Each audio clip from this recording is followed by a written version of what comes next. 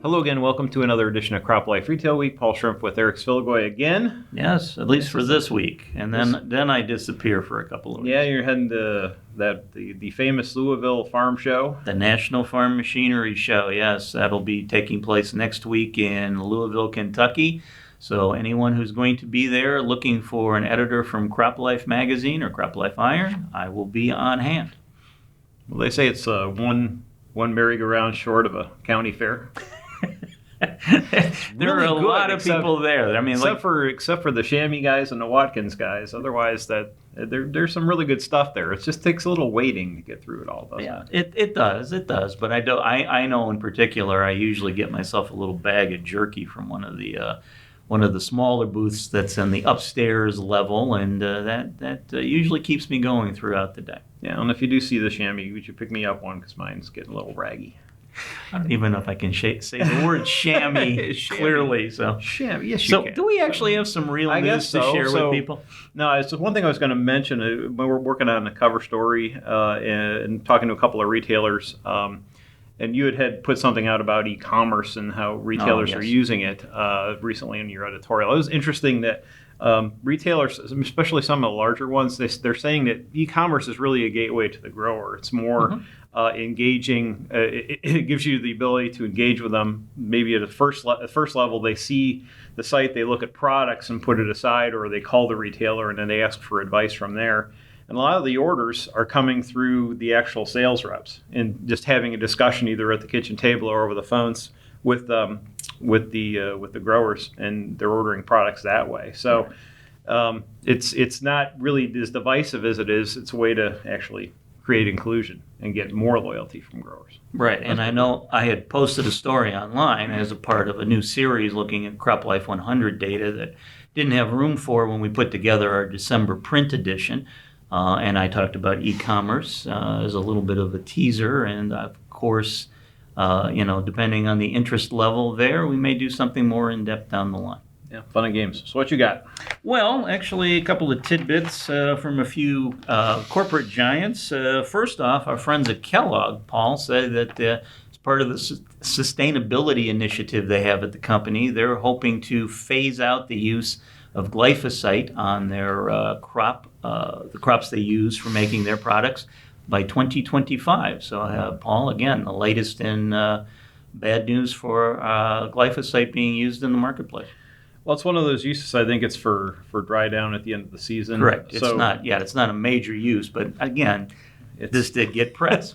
Yeah, it's a way to certainly to score points, but it's a bigger issue with these food companies. They have to make the decision as to whether they're going to hold to science or bend to public opinion. And I think when you see General Mills and with Cheerios and putting the no GMO label on and stuff, that they're gonna answer to the consumer regardless. And unfortunately, the story we failed to tell about glyphosate over the years is now coming back, and it's hard to imagine it slowing down at this point. I don't know. No, it isn't, and I expect as with other bits of bad news we've seen regarding the use of glyphosate, I expect other large corporations may follow this lead of like General Mills and Kellogg moving forward. Yeah, so we will see. Yeah, and the other thing to share, I know, as we're recording this, Paul, we're just past the Super Bowl, and congratulations to any Kansas City Chiefs fans out there on winning your first Super Bowl in 50 years. Good job, guys. Paul, I know you might remember last year our friends at Anheuser-Busch created a little bit of a controversy in the grower community when they put out an ad sort of slamming rival beers that were using corn syrup in their formulation, when Anheuser-Busch was saying that they didn't use corn syrup, implying corn syrup is bad. I know there was quite a bit of blowback on that at the company. This year, we got an ad from Anheuser-Busch regarding Michelob, let me get the brand right, Ultra Pure Gold.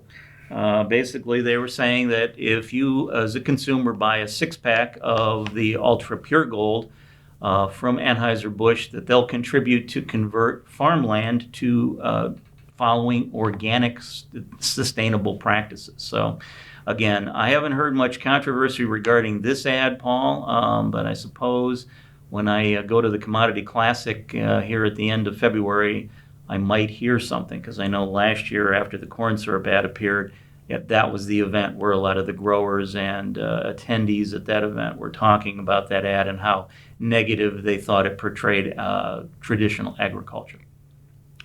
Well, I think I saw a few items on Twitter about, hey, if you want to, especially from the Corn Belt, if you want to help us to grow organic, go right ahead. You want to contribute some money, give me some money to do this. Give me some money and I'll do it. Yeah. We'll be happy to look into that. So I think that's it's not nearly as nearly as onerous as like poking your eye and 93 million acres of crop that we grow. But no, but if you did see the ad, they did. There was a line in there, something along the lines of "help us convert America's agricultural practices to something more organic or sustainable," something along those lines. Basically, just a little hint that the way we're doing things now isn't as good as it could be in the company's eyes.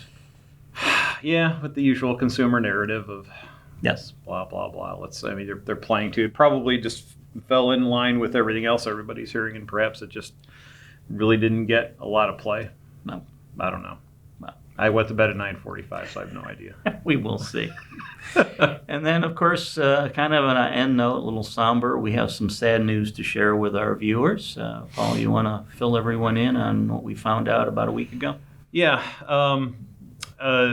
Dick Meister, one of the patriarchs of the company, is 101 years old. Was 101 years old. Mm-hmm. Just passed away in Florida, his home in Florida. He was inspiration pretty much to, I think, every editor that he came in contact with, and what it was really great is just a pure joy. I mean, no matter how hard things were getting, if the market was up or the market was down, wherever things were headed from a sales point of view as editors, and he was from the editorial vein, really encouraged us to get out and chase the markets, to do the very best we could. That we had importance as a trade press in terms of being the voice to each of the industries that we cover, and just really an inspirational leader. He took that role on. He's the family is such. The business has kind of passed through the channels here over the years, but he was always, even when he was in Florida and reading it during our busy times in the winter, we'd get emails randomly about, it's a really good editorial, or maybe that's not such a good editorial, or did you consider covering it from this end or that? And he's pretty much seen, he was with all of the markets at some point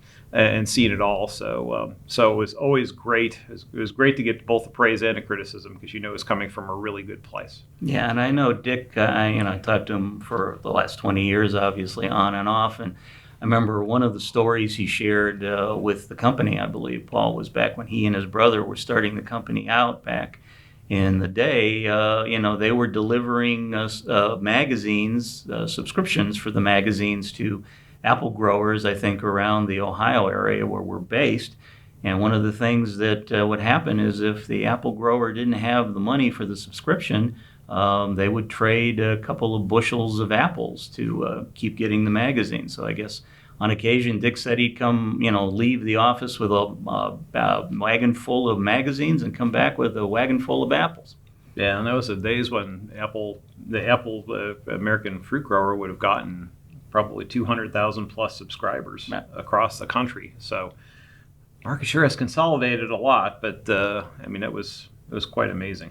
Yes. A lot of interesting work, and just, as I said, sorry to see him pass. Very inspirational, but we have great memories, and he leaves a tremendous legacy. Yeah. Well, that's it for this edition of CropLife Retail Week. Thanks for joining us, and we'll see you next week. If you have questions or comments about today's episode of Retail Week, contact us by email or Twitter, or type your message in the comments section below. Your feedback is important to us. We'll try our best to address your thoughts in next week's episode. And be sure to subscribe to our YouTube channel.